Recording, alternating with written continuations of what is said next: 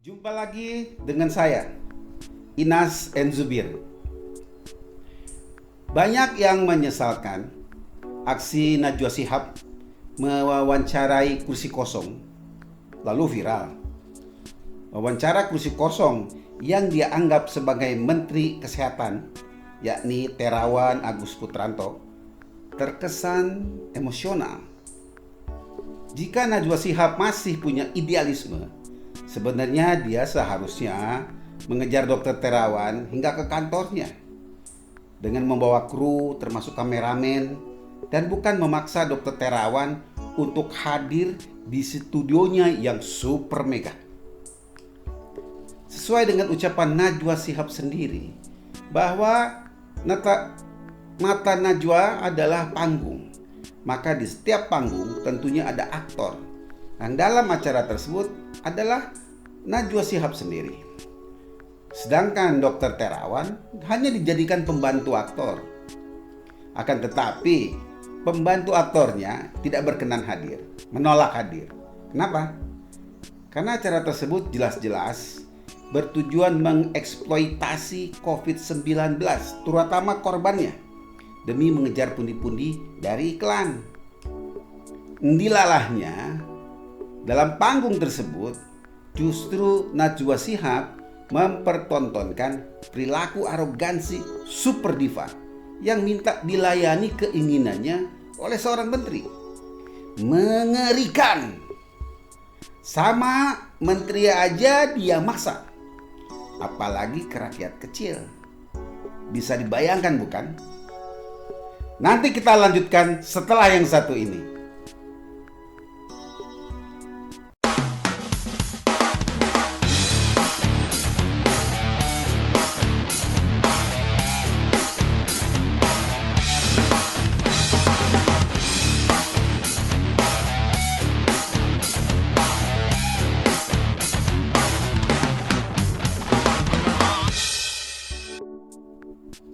Kita lanjutkan.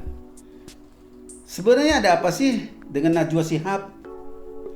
Tentunya semua tahu bahwa acara Mata Najwa harus kejar tayang karena iklan-iklan udah pada masuk, bahkan kita duga juga udah pada bayar. Jadi kalau tidak tayang, maka acara Mata Najwa akan kehilangan kepercayaan dan rating pun pasti melorot. Dan kemudian pundi-pundi pun akan menciut. Jadi ngomong kosong deh, kalau tontonan Najwa Shihab tersebut dibuat demi kepentingan rakyat Indonesia, katanya gitu kan? Yang benar adalah demi kepentingan konglomerat pemilik stasiun TV-nya. Karena apa? Karena mengejar rating demi iklan. Please deh Najwa Shihab, jangan so idealis. Karena saya yakin Dokter Terawan menyadari juga bahwa jika dia hadir di acara Mata Najwa tersebut hanya menguntungkan pundi-pundi Najwa Shihab, tapi tidak kepada korban pandemi yang dieksploitasi. Karenanya data-data yang ada di dalam tayangan tersebut terkesan asal comot doang. Misalnya tentang argumen Najwa Shihab di video berikut ini.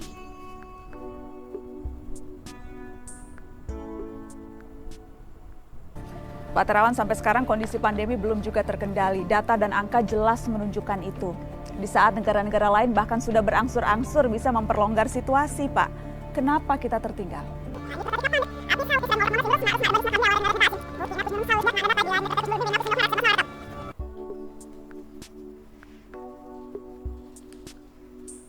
Dari video tersebut, kayaknya sih Najwa Shihab menggunakan data pandemi dunia di bulan April 2020, di mana memang ada 5 negara yang menyatakan sudah mengendalikan COVID-19, yakni Selandia Baru, Jerman, Ceko, Vietnam, dan satu lagi saya lupa namanya.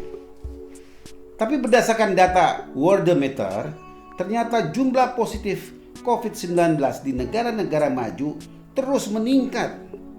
Seperti di Amerika Serikat, Rusia, Inggris, Perancis, Spanyol, Italia, dan Turki yang masih di atas Indonesia. Jadi, argumen Najwa Shihab sama sekali salah. Karena bukan hanya Indonesia yang sulit mengendalikan penularan COVID-19, tapi juga mayoritas negara-negara di dunia yang mengalami pandemi. Bahkan negara-negara maju juga. Kemudian, mengenai tenaga kesehatan yang gugur dalam penanggulangan COVID-19 yang juga dieksploitasi oleh Najwa Shihab untuk diramu di dalam acara Mata Najwa yang iklannya banyak banget, di mana dinarasikan seolah-olah Menteri Kesehatan tidak mampu mengurusnya. Padahal Indonesia bukanlah negara dengan jumlah tenaga kesehatan yang gugur terbanyak akibat COVID-19. Di mana yang tertinggi adalah Meksiko dengan jumlah kematian 1.320 orang. Kemudian tenaga kesehatan yang juga gugur di Amerika Serikat jumlahnya 1.077 orang. Di India sebanyak 573 orang. Di Brazil sebanyak 324 orang. Di Afrika Selatan sebanyak 240 orang. Baru setelah itu di Indonesia dengan jumlah 181 orang. Selain itu juga narasi Najwa Shihab yang kelihatan asal comot tentang mundurnya beberapa menteri dari beberapa negara tidak mencermati alasan mundurnya para menteri kesehatan tersebut. Mari kita lihat kutipannya di video berikut ini.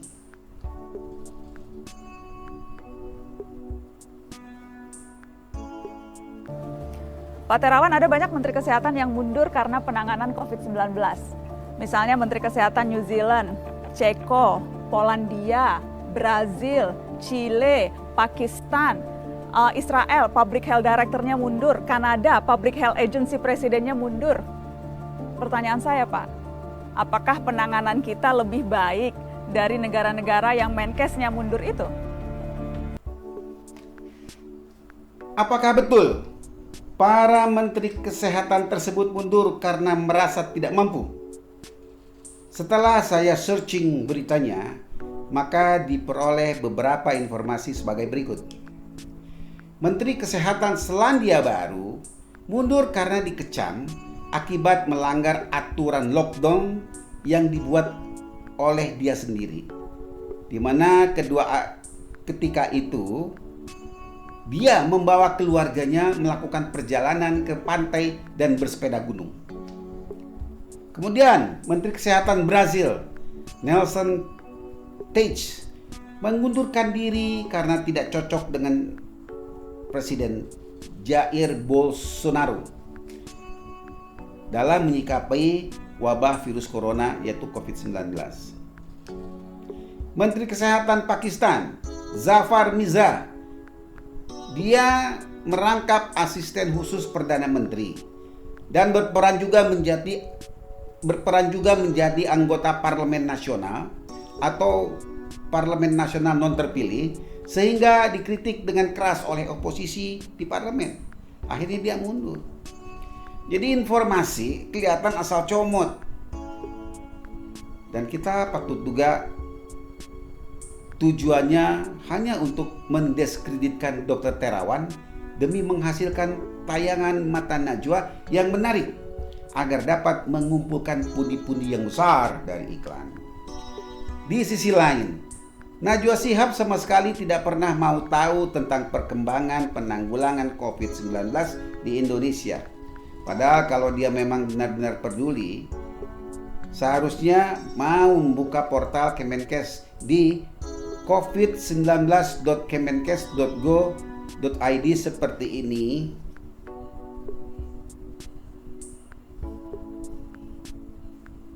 Nah, ini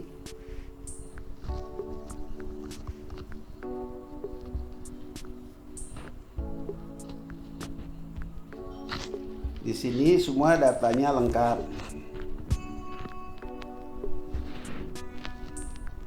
Berapa jumlah positif, berapa yang sembuh, berapa yang meninggal dunia, ada semua lengkap. Kemudian juga peta mengenai terlalu kecil nggak kebaca ini.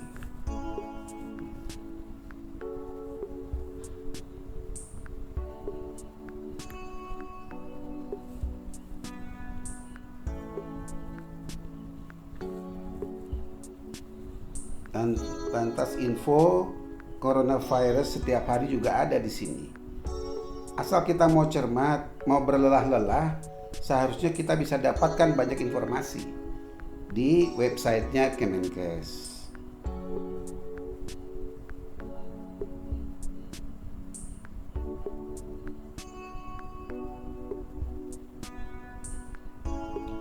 Ya, seluruh informasi tentang COVID-19 semuanya ada di portal Kementerian Kesehatan tersebut. Dan seharusnya Najwa Shihab mencermati dulu sebelum ngoceh-ngoceh di mata Najwa agar terlihat lebih smart deh. Tapi lagi-lagi persoalannya ya karena panggung tontonan yang namanya mata Najwa harus kejar tayang walaupun data dan fakta amburadul. Yang penting iklan dulu banyak, pundi-pundi semakin menumpuk. Apa jadinya jika seluruh pejabat, politisi, dan tokoh-tokoh masyarakat menolak hadir dalam acara Mata Najwa? Pasti ratingnya melorot. Dan iklan pun pada kabur deh. Sampai jumpa di episode berikutnya.